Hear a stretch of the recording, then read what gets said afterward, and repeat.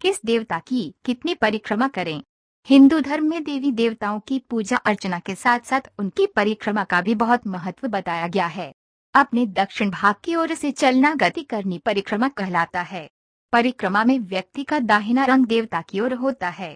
हमेशा ध्यान रखें कि परिक्रमा सदैव दाएं हाथ की ओर से ही प्रारंभ करनी चाहिए, क्योंकि दैवीय शक्ति के भामंडल की गति दक्षिणावर्ती होती है। बाएं हाथ की ओर से परिक्रमा करने पर दैवीय शक्ति के भामंडल की गति और हमारे अंदर विद्यमान परमाणुओं में टकराव पैदा होता है, जिससे हमारा तेज नष्ट हो जाता है। जबकि दाएं हाथ की ओर से परिक्रमा करने पर उस देवी देवता की कृपा आसानी से प्राप्त होती है। सभी देवी देवताओं की परिक्रमा की संख्या अलग अलग बताई गई है। जैसे शास्त्रों के अनुसार श्रीमान गणेश जी की 3 परिक्रमा करने का विधान है। इसको करने से श्रीमान गणेश जी अपने भक्तों के सभी विघ्न दूर करते हुए उन्हें सुख समृद्धि प्रदान करते हैं।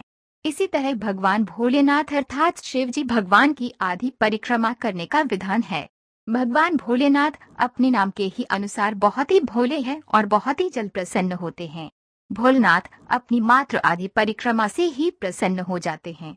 शास्त्रों के अनुसार भगवान शंकर की प्रदक्षिणा में सोमवार सूत्र अर्थात भगवान शिव को चढ़ाया गया जल जिस ओर गिरता है उसे लांघना नहीं चाहिए, वहीं से वापस हो जाना चाहिए।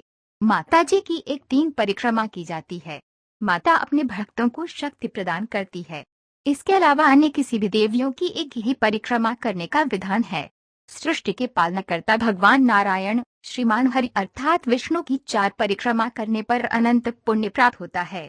इस सृष्टि के एकमात्र प्रत्यक्ष देवता भगवान सूर्य की 7 परिक्रमा करने पर व्यक्ति की सारी मनोकामनाएं जल्द ही पूरी हो जाती है।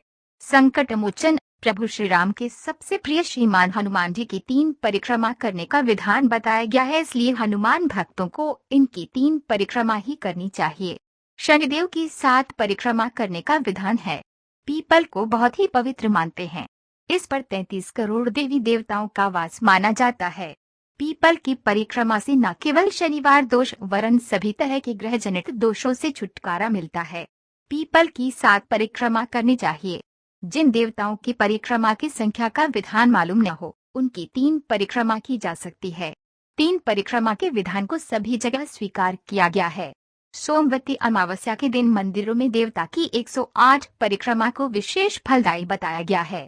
जहां मंदिरों में परिक्रमा का मार्ग न हो वहां भगवान के सामने खड़े होकर अपने पांवों को इस प्रकार चलाना चाहिए जैसे कि हम चलकर परिक्रमा कर रहे हों।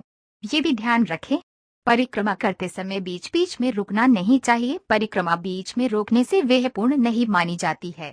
परिक्रमा हाथ जोड़कर उनके किसी भी मंत्र का जाप करते हुए करनी चाहिए और परिक्रमा लगाते हुए देव